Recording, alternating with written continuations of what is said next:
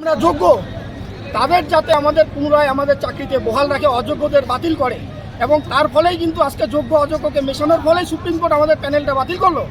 আমাদের বাড়িতে বউ বাচ্চা আছে, আমরা খাবো কি? আমার অনেক লোনের বার্ডেন আছে। তাছাড়া আর একটা ব্যাপার হচ্ছে, আমরা আগেও চাকরি পেয়েছি আপার প্রাইমারিতে, আমি যাই নাই, আমার অনেক বন্ধু বান্ধব সবাই চাকরি পেয়েছে, কিন্তু আমরা কেউই যাই নাই।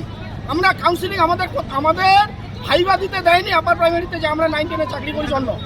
তাহলে একটা চাকরি ছেড়ে এখানে এসছে, অথচ সেই বন্ধু বান্ধব অনেকে আজকে আপার প্রাইমারিতে চাকরি করছে। তো আমরা এখন কি করব? এই চাকরিটা হারিয়ে এখন আমরা কি করব?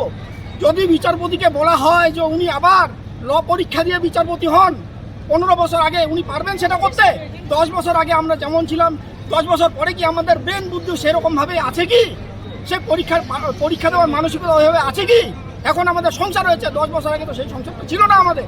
আমরা তখন দিন রাত পড়াশোনা করতে পারছি, কিন্তু এখন আমাদের বাবা মা পুরোপুরি সংসার হয়েছে। ক্লাসের একটা স্টুডেন্ট বদমাশি করলে পুরো ক্লাসকে শাস্তি দিতে হয়।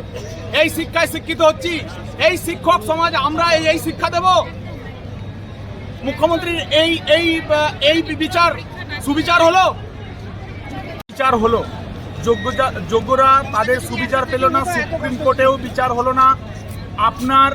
আপনার ব্যর্থতার জন্য, শুধুমাত্র আপনার ব্যর্থতার জন্য, আপনার অযোগ্যদের লিস্ট এবং যোগ্যদের লিস্ট সুন্দর করে প্রকাশ না করার জন্য আজ যোগ্যরা রাস্তায়।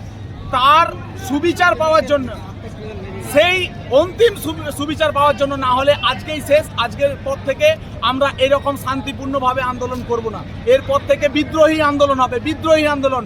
যেরকম কৃষক বিদ্রোহ হয়েছিল, নীল বিদ্রোহ হয়েছিল, তখন শিক্ষক বিদ্রোহ এরকম হবে। এরপর থেকে শিক্ষক বিদ্রোহ হবে, আন্দোলন নয়। আন্দোলনে আগুন জ্বলবে, সব জায়গায় আগুন জ্বলবে তখন। আপনার নাম? আমার নাম সুব্রত শাসমল। কোথা থেকে এসেছেন? আমি তমলুক থেকে এসেছি।